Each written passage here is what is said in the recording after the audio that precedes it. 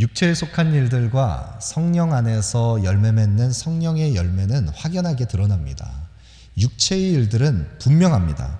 음행과 더러운 것과 호색과 우상숭배, 주술, 많은 그와 같은 것들이라 더 많은 행태들이 육체에 속한 일들 가운데 나타납니다. 그 말과 행실, 그 태도에서 비롯된 그 마음에 있는 것이 밖으로 드러나는 것, 육체에 속한 일들입니다. 성령의 열매도 마찬가지입니다. 그것을 금지할 수 없습니다. 예수의 생명을 가진 성령의 사람, 그리스도의 사람들은 성령의 열매를 맺어가는데, 이 열매는 한 성령 안에서 그리스도의 생명에 있다 있는 그리스도께 뿌리를 내린 성령의 사람들은 아름다운 신앙 인격 안에서 그 열매를 맺어갑니다. 사랑과 희락과 화평과 오래 참음과 자비와 양성과 충성과 온유와 절제, 이 모든 열매는 그의 내면 속사람 깊은 곳으로부터 성령의 열매로 신앙 인격으로 나타납니다. 성화의 과정에 이른 성도는 그 내면에 더 깊고 넓고 온전한 성숙함에 이르는 그리스도 예수의 흔적을 나타내는 것, 그것이 성령의 열매를 맺는 사람들의 모습입니다. 여러분, 오늘 본문에서 이제 바울은 갈라디아 교회 성도들을 향해서 그 성령의 열매를 맺어가는 아름다운 하나님의 사람들이 그 열매를 어떻게 나타내는지, 그것을 구체적으로 적용하면서 특별히 공동체 가운데, 공동체 안의 지체들과 관계성을 맺어가는 그 속에서 이 아름다운 성령의 열매를 맺어가는 것을 말씀하고 있습니다. 오늘 본문 1절 말씀을 보시죠. 형제들아, 사람이 만일 무슨 범죄한 일이 드러나거든 신령한 너희는 온유한 심령으로 그러한 자를 바로잡고 너 자신을 살펴보아 너도 시험을 받을까 두려워하라. 형제들아, 형제들에게 지금 권면하고 있습니다. 바울이 지금 권면하고 있는 이 형제들은 1절 말씀을 여러분 자세히 보시면, 사람이 만일 무슨 범죄한 일이 드러나거든 신령한 너희는 온유한 심령으로 그러한 자를 바로잡으라. 교회 안에서 어떤 이의 범죄한 일이 드러났습니다. 그것이 그 범죄한 것이 윤리적인 문제이든지 도덕적인 문제이든지 어떤 기준에서 벗어난, 그 기준에서 이탈한 그 죄가 드러난 일이 있었습니다. 그런데 우리가 규범적으로 생각하는 그런 윤리와 도덕의 죄를 범한 것뿐만 아니라 지금 무슨 범죄한 일이 일어난 것이 드러났다라고 할 때의 이 범죄한 사람은 갈라디아서 전체의 문맥에 따르면 복음에서 이탈한 사람입니다. 유대주의자의 그 미혹에 그 마음을 빼앗겨서 복음에서 멀어져서 그리스도의 복음에서 떠나 있는 자들, 그 자신도 실족했고 그 상실한 마음으로 교회를 어지럽히는, 그래서 또 다른 누군가를 시험에 들게 만드는 그런 복음을 훼손하고 있는 그런 범죄한 자들입니다. 그런 범죄한 자들을 보면서 형제들아, 사람이 만일 무슨 범죄한 일이 드러나거든 신령한 너희는, 지금 바울이 권면하고 있는 이 대상은, 이 형제들은 신령한 자들입니다. 여러분, 이 신령한 자들이 그 범죄한 자들을 대할 때 어떻게 그들을 대해야 하냐면 온유한 심령으로 그것을 바로잡으라. 여러분, 이들은 신령한 자들입니다. 여러분, 그런데 이 신령하다는 것은 성령의 지도를 따른다, 성령과 함께 동행한다. 이 신령한 자들은 성령의 열매를 맺어가는 사람이라고 할 수 있는데, 그 신령함이 어떻게 나타나냐면 누군가 범죄한 것이 드러날 때 그것을 온유한 심령으로 바로잡는 것으로 나타납니다.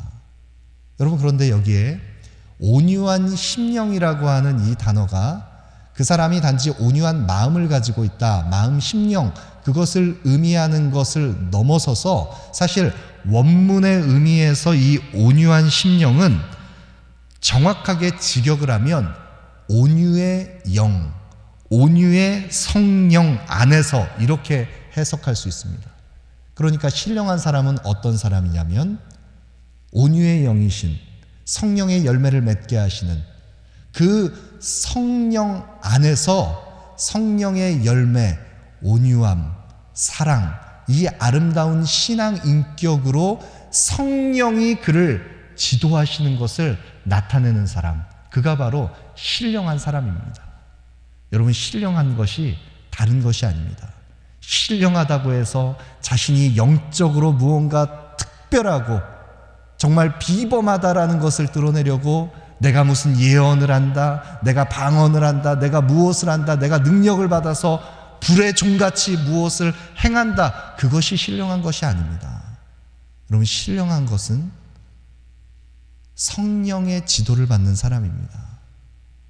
성령의 다스리심을 받는 성령의 사람은 성령 안에서 아름다운 성령의 열매를 맺어가는 것입니다. 그때 두드러지게 나타나는 그 특성은 온유한 인격으로 누군가 범죄한 것이 드러날 때 온유한 성령 안에서 온유한 성령의 마음을 따라서 그 아름다운 신앙 인격으로 그것을 바로잡는 것입니다. 공동번역 성경에서는 이 1절 말씀을 이렇게 번역을 했습니다. 형제 여러분, 여러분은 성령의 지도를 따라 사는 사람이니 어떤 사람이 잘못을 저질렀을 때 온유한 마음으로 바로 잡아주어야 합니다. 그리고 여러분도 유혹에 빠지지 않도록 자신을 살피십시오. 신령한 자들, 성령 충만한 자들에게 교회의 문제를 다룰 때 이렇게 행하라고 말씀하고 있습니다. 여러분, 그런데 오늘 본문의 갈라디아서 6장 1절의 이 말씀은 바울이 계속해서 이어서 전개하고 있는 바울의 이 논증 가운데 2절부터 5절까지의 말씀에서 더욱 구체적으로 적용이 되고 있는데, 이 온유한 심령으로 바로잡는 것이 무엇을 의미하는지를 바울이 지금 2절부터 5절까지에 더 구체적으로 지금 설명하고 있습니다. 2절 말씀 보시죠. 너희가 짐을 서로 지라, 그리하여 그리스도의 법을 성취하라. 너희가 지금 짐을 함께 나눠지라 바울이 명하고 있습니다. 그래서 그리스도의 법을 성취하라 말씀하고 있습니다. 여러분, 그런데 이 말씀을 우리는 교회 안에서 자주 어떻게 인용을 하냐면, 너희가 짐을 서로 지라, 짐을 함께 나눠지는 것, 이것은 공동체 안에서 우리가 내년을 준비하면서 지금 일꾼들을 세우고 있는데, 그런데 누군가에게는 또 그 직임이 2개, 3개 막 과중한 직임들이 너무 무겁게 가서 그렇게 일하는 사람들은 꼭 항상 일하는 사람들에게 몰려서 그 짐이 나눠지고, 그래서 그 짐을, 그 책임을 좀 같이 공동으로 좀 나눠져서 서로 이 무거운 짐을 좀 나눠질 수 있게 하라. 그럴 때 이 말씀을 많이 인용하면서 우리가 좀 서로 짐을 나눠지는 교회가 됩시다, 공동체가 됩시다, 많이 이야기를 합니다. 물론 그것도 틀린 적용은 아닙니다. 넓은 의미에서는 맞습니다. 그러나 너희가 짐을 서로 지라라고 할 때 이 짐을 지는 이 모습, 이것은 사실 다른 의미를 가지고 있습니다. 더 나아가서 여러분 5절 말씀을 보시면 각각 자기의 짐을 질 것이라, 이 말씀도 누군가에게 과중하게 몰린 그 책임을, 짐을 서로 나눠줄 수 없다면 당신들이 맡고 있는 각자 해야 할 역할, 그 역할에 있어서는 각각 자기의 책임은 다 했으면 좋겠다, 이렇게 적용하기도 합니다. 여러분, 그것은 아주 틀렸다고는 할 수 없지만 오늘 본문에서 이야기하고 있는 이 문맥 안에서 우리에게 지금 사도 바울이 말씀하고 있는 이 갈라디아 교회의 문제를 다루는 데 있어서는 조금 다른 의미를 가지고 있습니다. 여러분, 2절에 나오고 있는 이 너희가 짐을 서로 지라라고 하는 이 짐과 5절에 각각 자기의 짐을 지라라고 할 때 이 짐은 다른 단어로 표현되어 있습니다. 그래서 원문 성경에 보면 이 단어는 서로 다른 표현으로 각각 그렇게 표현되어 있는데, 이 2절에 나온 이 짐과 5절에 나온 이 짐, 서로 다른 짐을 의미하는 것인데, 이 공동체 안에서 2절에 나온 이 짐은 보다 더 무겁게 엄중하게 져야 하는 그런 무거운 짐을 의미합니다. 그리고 5절에 나온 그 짐은 조금 더 가벼운 짐을 의미합니다. 그러면 우리가 이 2절에 나온 너희가 짐을 서로 지라라는 그 표현과 5절에 각각 자기의 짐을 서로 지라는 그 표현, 그것이 의미하는 것은 무엇을 의미하는 것입니까? 여러분, 우리는 공동체 안에서 누군가의 허물과 잘못이 드러날 때 그 허물과 죄를 우리가 함께 다루어 갈 때 많은 사람들이 바울이 오늘 지금 권면하고 있는 것처럼 온유한 심령으로 그것을 바로잡으라, 이렇게 반응을 보이지 않습니다. 대부분의 사람들이 그 문제를 다루어 갈 때 어떻게 다루냐면 그 문제 사안을 더욱 도드라지게 드러내서 그 문제를 가지고 있는 그 사람과 나를 구분짓습니다. 대부분의 사람들은 그렇습니다. 그래서 그 문제를 가지고 있는 사안을 가진 그 사람과 나를 철저하게 구분하면서 주로 비판적으로 우리가 문제를 다룬다라고 할 때 어떻게 행하냐면 그 사람과 나를 거리를 두고 그 사람의 잘못에 대해서 정확하게 예리한 기준을 가지고 판단하면서 그와 나를 구분짓습니다. 그리고 담을 쌓습니다. 그렇게 해서 우리가 얻을 수 있는 것은 무엇이냐면 자기 의의를 획득하는 것입니다. 나는 그와 다르다는 것입니다. 그가 가지고 있는 문제는 내 문제가 아니라는 것입니다. 그가 가지고 있는 그 범한 죄는, 그가 가지고 있는 그 허물과 연약함은 나와 다르다는 것입니다. 그렇게 나와 남을 구분하면서 구분짓는, 담을 쌓는 그 행위를 통해서 자기의 의로움을 확보하게 되면 자신은 무언가 더욱더 의로운 존재로 서 있는 것처럼 자기를 포장하는 것, 그것이 모든 사람들이, 죄성을 가진 우리 인간들이 보이고 있는 행태입니다. 여러분, 그럴 때 성경은 그 드러난 죄에 대해서 그와 나를 구분하는 것이 아니라 온유한 심령으로 그 문제를 다루어 갈 때 두렵고 떨림으로 자기 자신을 먼저 살피라고 성경은 말씀하고 있습니다. 여러분, 누군가의 허물과 죄가 드러날 때 그 드러난 죄는 그는 그 죄가 드러났을 뿐이고 나는 드러나지 않은 죄를 가지고 있는 죄인일 뿐입니다. 그와 내가 다르지 않습니다. 우리 모두가 다 하나님의 거룩하신 그 어미하신 영광 앞에 설 수 없는 죄인들인 것입니다. 두렵고 떨림으로 이 문제들을 함께 다루어 갈 때 온유한 심령으로, 사랑으로 바로잡고 우리 스스로도 시험을 받을까 두려움으로 마음을 살펴야 하는데, 이때 온유한 심령으로 바로잡다라고 하는 이 바로잡는다라고 하는 이 동사의 단어가 일반적으로 세 가지의 용례로 사용되는데, 무너진 건물이나 그 담벼락이 허물어진 것, 그것을 다시 세워갈 때, 다시 세운다라고 할 때 이 뜻이 쓰였고, 또 그물을, 터진 그물을 다시 온전하게 기운다라고 할 때 이 표현이 쓰였습니다. 그리고 또 의학용어로 이 표현이 쓰인 것은 위골된, 뼈에서 뼈가 이탈된, 그리고 접질러진 그 위골된 뼈를 다시 제자리로 돌려놓는다 할 때 이 표현이 쓰였습니다. 여러분, 누군가의 허물과 죄가 드러날 때 그것을 다시 세우고 온전케 하기 위해서 우리는 무너진 그 터를 다시 세우는 것처럼, 사용할 수 없는 그물을 다시 깁는 것처럼, 위골된 뼈를 다시 제자리로 돌려놓는 것처럼, 그렇게 함께 우리는 그 영혼의 상태를 회복시킵니다. 그럴 때 우리는 너희가 짐을 서로 지라, 무거운 짐지어야 하는 짐이 함께 나누어져야 하는 짐이 있고 각각 자기의 짐을 져야 하는 가벼운 짐이 있습니다. 여러분, 그러면 서로 져야 하는 이 무거운 짐은 무엇이고 각각 나누어져야 하는 작은 짐은 무엇입니까? 여러분, 먼저 5절에 각각 져야 하는 이 가벼운 짐은 포르티온이라고 하는 단어인데, 이것은 좀 더 가벼운 짐인데, 여러분, 보통 일반적으로 포터블 하면 이동하기 쉬운 가벼운 것, 이런 의미를 담고 있지 않습니까? 이것은 가벼운 것입니다. 조금 더 가벼운 것인데, 이 가벼운 짐은 우리가 각자 하나님 앞에서 각각 하나님 앞에 경건하게 자신을 세우기 위해서 짊어져야 하는 가벼운 짐입니다.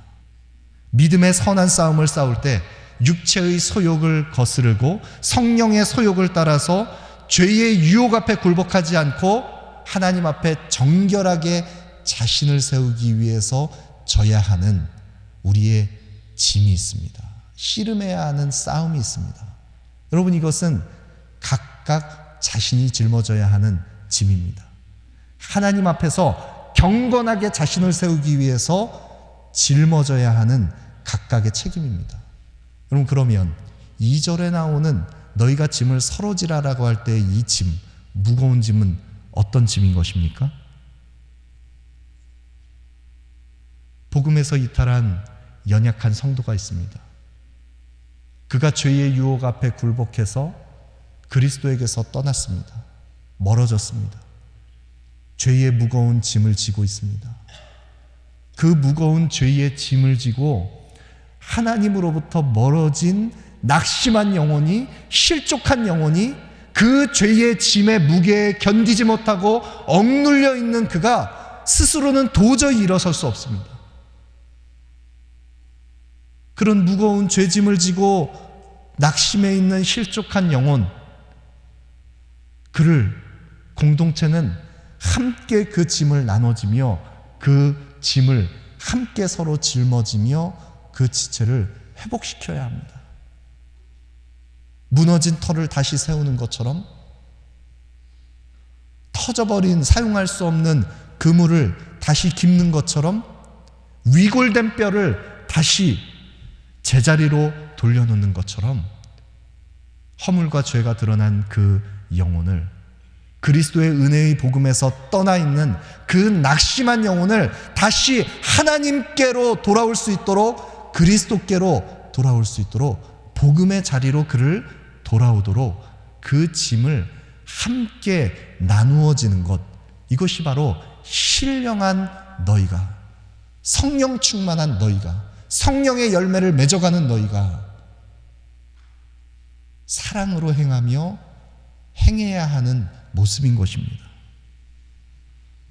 여러분, 그런데 우리는 누군가의 그 허물과 죄가 드러나면 그와 거리를 두고서 우리가 보통 행하는 행태는 강도 만난 자의 이웃이 되었던 선한 사마리아인의 비유와 같이, 사마리아인과 같이 그 강도 만난 자의 아픔과 그 상한 것을 보듬어내는 것이 아니라, 내가 조금이라도 부정해질까 거리를 두면서 그 길을 모르는 척하고 지나가 버리는 레위인과 제사장과 같은 모습으로 행할 때가 더 많은 것이 우리의 모습입니다.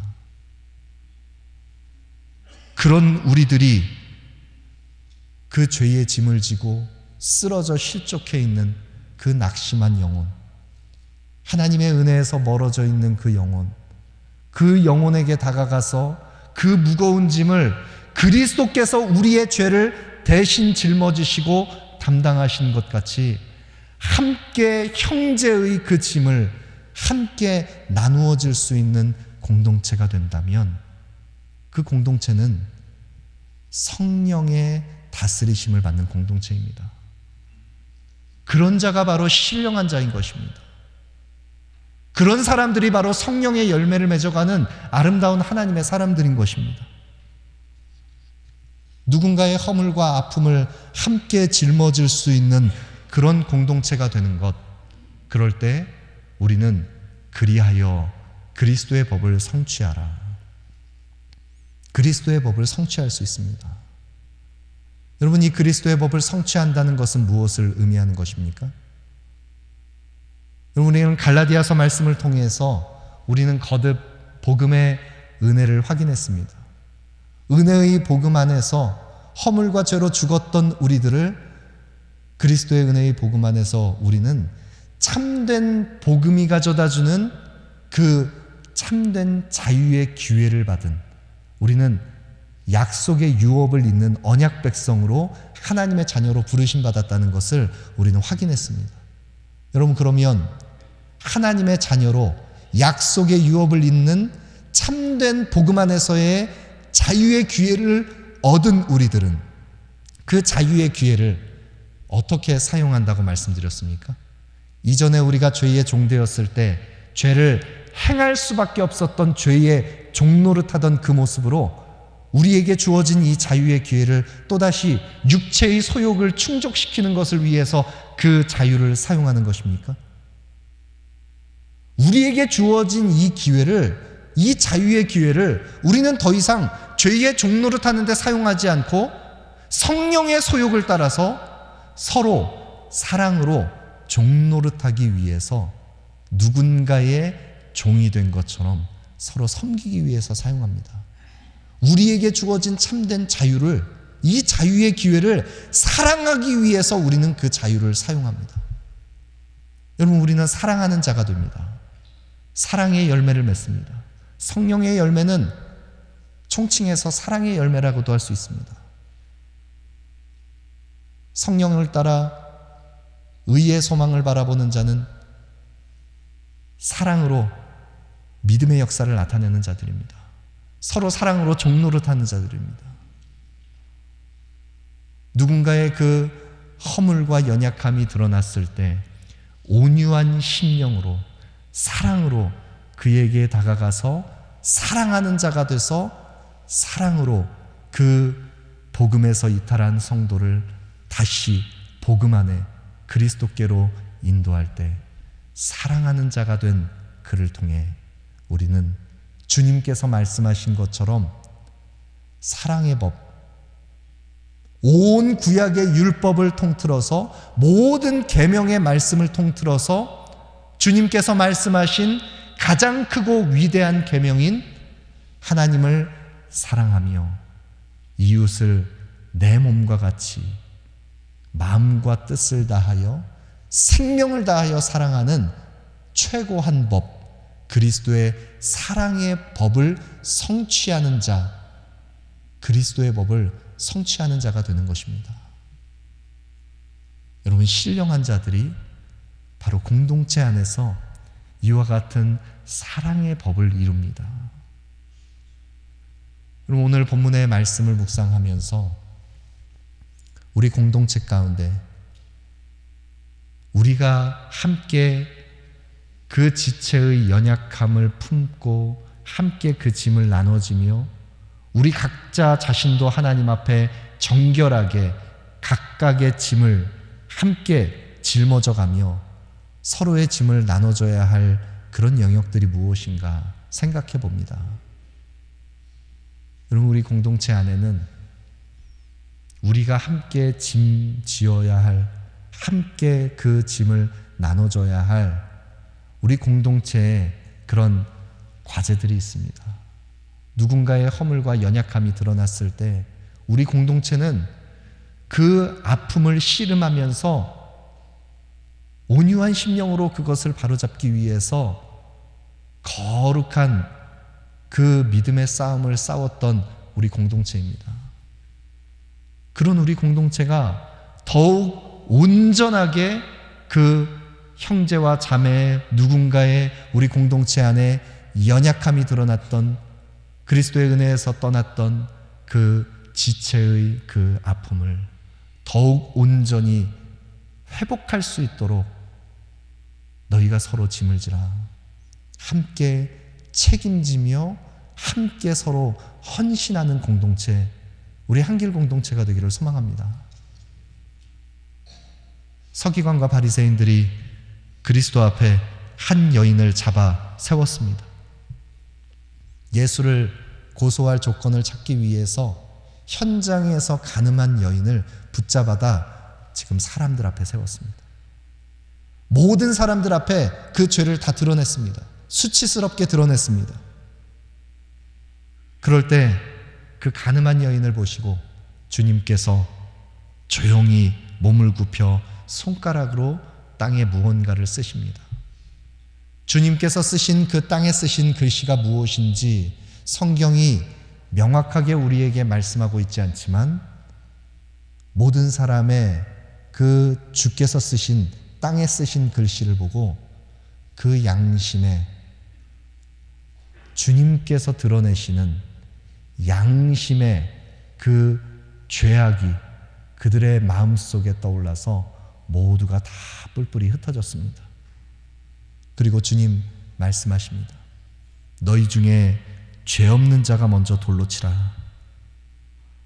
그럴 때 모두가 돌아가 버린 그 자리에, 그 현장에, 그 죄가 드러난 현장에서 간음하여 잡힌 여인과 주님과 그 둘이 함께 주님께서 그 여인을 바라보시며 주님 말씀하십니다. 예수께서 이르시되 나도 너를 정죄하지 아니하노니 가서 다시는 죄를 범하지 말라. 여러분, 이것이 우리에게 십자가의 복음의 은혜를 성취하신, 우리의 모든 죄짐을 담당하시며 우리를 구원하시기 위해서 십자가를 짊어지신 주님께서 그 죄인을 대하시는 주님의 그 사랑의 모습입니다. 여러분, 그 복음 안에서 여러분과 저 우리 모두는 다 복음의 은혜의 부르심을 받고 지금 이 자리에 섰습니다. 그 은혜의 복음에 우리가 그리스도를 인격적으로 주로 고백하며 우리는 주님 앞에 섰습니다. 그럼 복음의 은혜를 경험한 우리들이 또 다른 누군가를 바라볼 때, 우리 공동체를 함께 바라볼 때, 그 연약함과 허물이 드러날 때 서로 짐을 함께 나눠지는, 함께 책임지는 공동체가 되기를 소망합니다. 그리스도의 복음의 은혜를 서로에게 공급할 수 있는 사랑의 공동체가 되기를 소망합니다. 그리스도의 복음의 은혜가 우리 모두에게 그런 아름다운 복음의 회복, 무너진 것을 다시 세우며 상한 것을 다시 고치고 위탈된 것을 다시 돌이키는 복음의 역사가 우리 모두의 삶 가운데, 우리 공동체 가운데 나타나기를 소망합니다.